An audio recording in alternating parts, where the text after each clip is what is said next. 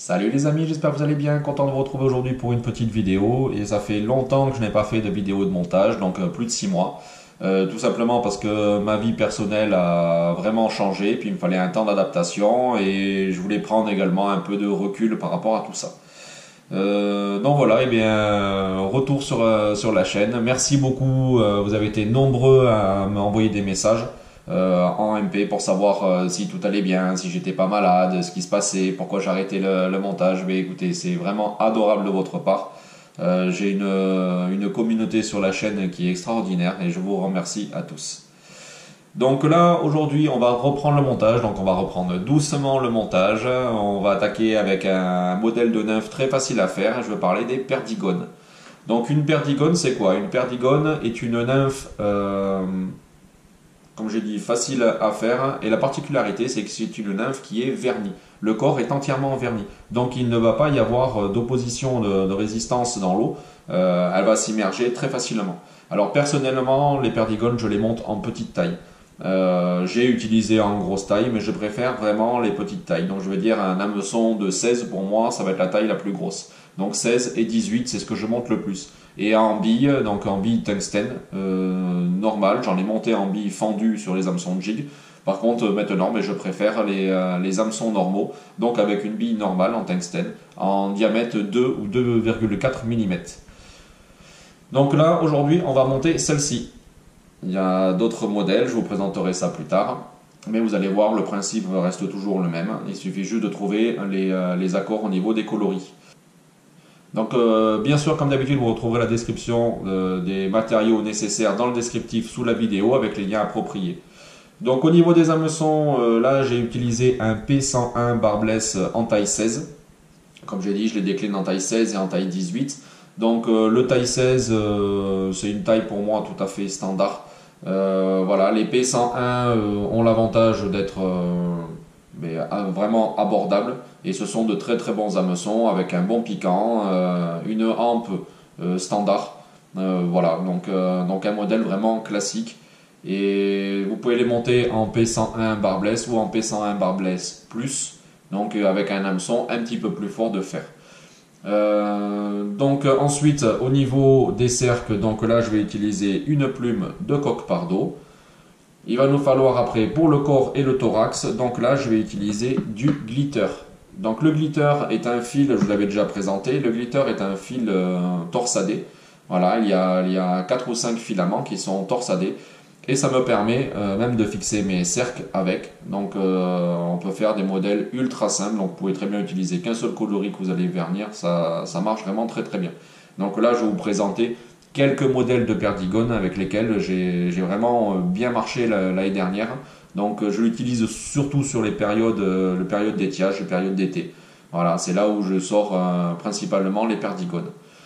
Donc là pour le corps il va nous falloir un coloris, donc c'est le coloris Golden Olive, donc c'est le coloris 33. Il va nous falloir après, donc là ça va être pour le thorax, donc ça va être le coloris Red Rainbow, donc c'est le coloris 12. Voilà, donc bien sûr comme j'ai dit vous retrouverez ça dans le descriptif sous la vidéo. Comme je disais au départ, une perdigone c'est une nymphe qui est entièrement vernie. Donc là pour le vernis, mais j'utilise toujours une valeur sûre, donc c'est le laser.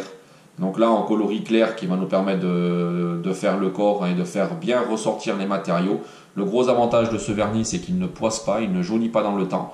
Là le flacon il a 2 ans, bon, ça va toujours aussi bien, il n'y a aucun souci.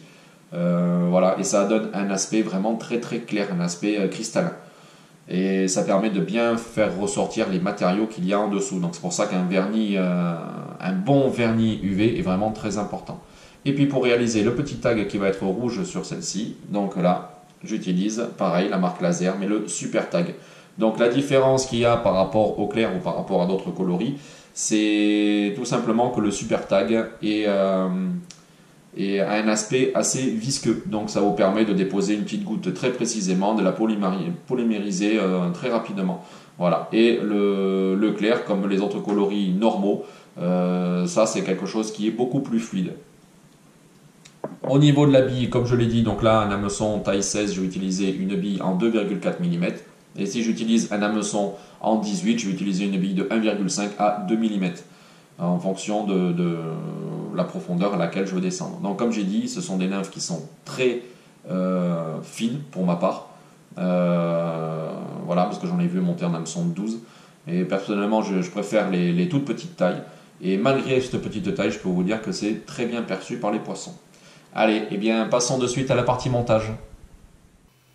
Donc je fixe l'hameçon dans les bords de l'étau.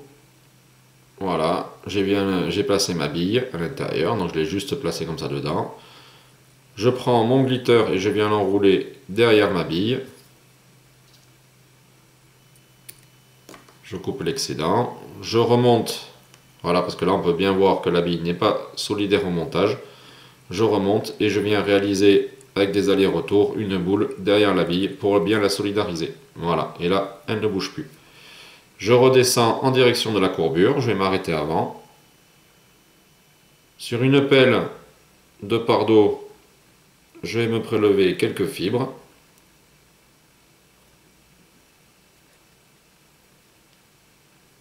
Voilà, je les positionne correctement.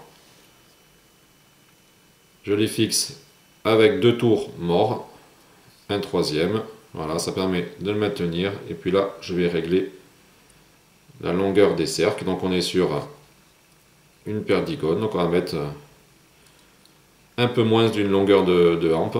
Voilà. Dès que j'arrive ici au bout, je repasse directement dessus aspire jointive.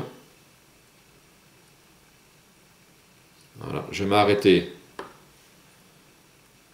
à 1 mm, 1 mm et demi derrière la bille. Là, je vais me prendre un morceau de glitter en coloris rouge rainbow, donc arc-en-ciel. Voilà, je le fixe par quelques enroulements. Je coupe l'excédent. Je fais un tour de plus. Je vais me prendre une petite pointe de colle de type cyano. Donc pour faire quelque chose de précis, personnellement, j'utilise à chaque fois une aiguille. Voilà. Donc je me place.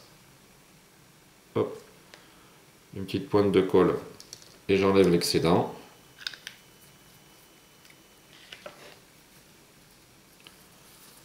Voilà, là je regarde mon fil est bien collé. Je prends et avec la lame de rasoir, je viens couper à ras. Ça évite de faire des nœuds. Et là, je vais venir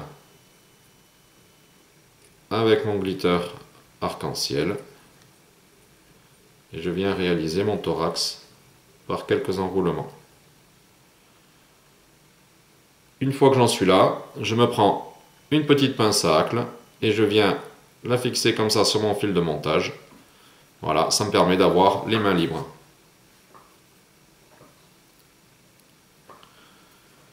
Donc maintenant, je vais me prendre une goutte de vernis de la marque Laser. Donc là, c'est une goutte de vernis incolore.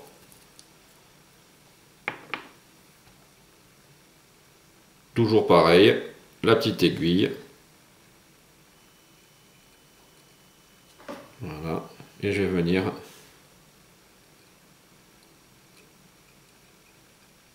placer du vernis tout autour de ma paire d'icônes. Voilà, comme je disais, je fais des couches vraiment très fines. Je préfère mettre 2-3 couches vraiment fines sur mon montage plutôt que de mettre un gros paquet. Comme ça ma mouche n'en sera que plus solide. Voilà, là je vais tourner mon étau et je vais couper pareil le glitter à ras. Voilà, comme ça il n'y a pas de fil qui dépasse. Maintenant je vais me prendre une petite goutte de vernis Super Tag en coloris rouge. Donc toujours pareil à l'aide de l'aiguille, donc on peut le voir, ça ne coule pas. Et je viens le placer sur le dessus de ma bille.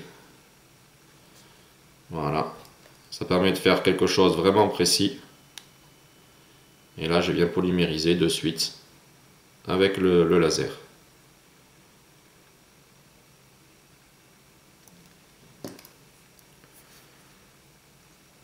je me reprends une goutte de coloris clair.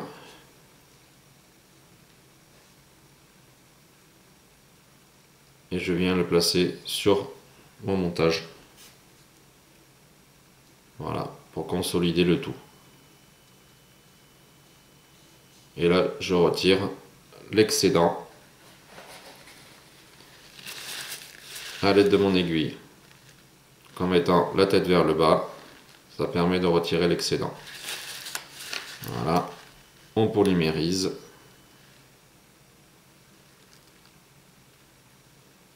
Et voilà, votre petite perdigone est maintenant terminée. Donc là, je ne sais pas si on le verra bien à la caméra, mais ça, c'est vraiment brillant.